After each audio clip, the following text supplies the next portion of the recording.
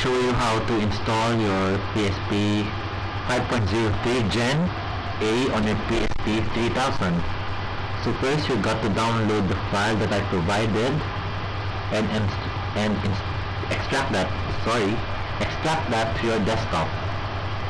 Now that you have those files on your desktop, connect your PSP onto the computer. So once connected, so here I connected mine. Press this Launch Me.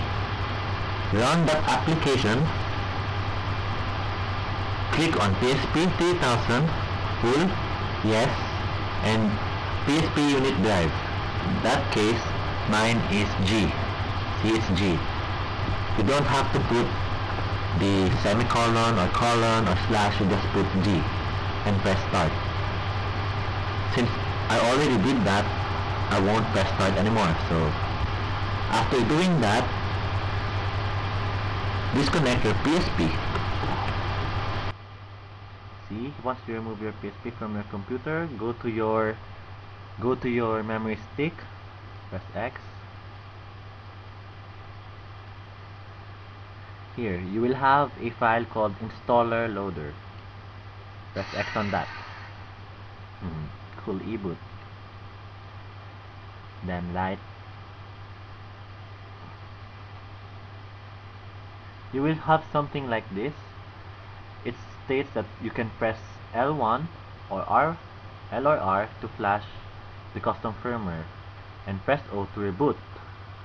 Press triangle to exit without doing anything. So first, since it's your first installation, press L1 or L or R. Since I've already done that, I won't do it anymore.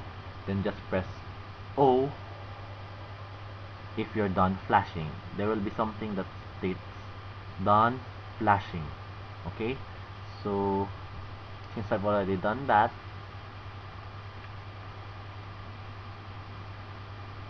your PSP will then reboot into, oops, not yet, 5.03 Gen A full. Okay, so once you have that, you now have a custom firmware on your PSP 3000. Now, how to play ISOs. So now I'm going to show you how to put ISOs or your backups on your PSP. So what you do is go to the drive of your PSP and create a folder called ISO. Here, put all the files or the games that you want to put in there, like this that I have. Okay, that's all you gotta do. In case of PS1 games, I'm not really sure about this, but you have to convert your PS1 games to eboot.pbp. There's a converter for that. After converting, you put that into your game folder where you run it directly. They say that you don't need any POPs loader or something.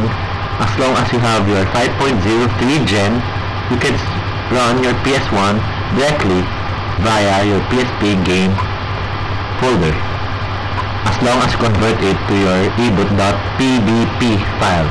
Okay, so once you do that, disconnect your PSP again. Okay, so once you disconnect your PSP, before you run the game, you must press select. That will take you to your VSH menu.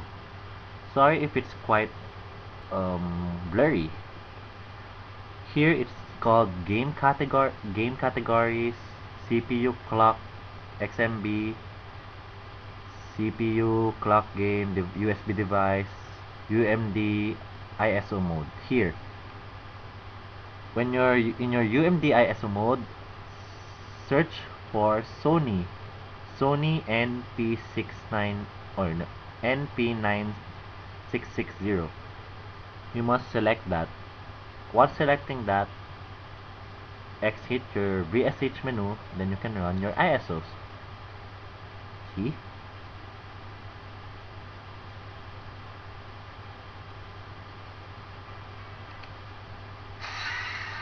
Yeah, cool e-boot.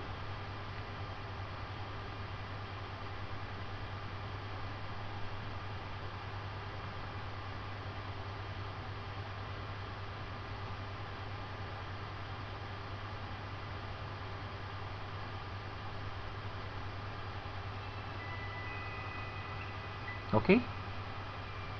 So as for PS1 games, again, I'm not really sure if that works, but I read that you just convert it to your eboot.pbp and just put it in your game folder and you will run it, I think.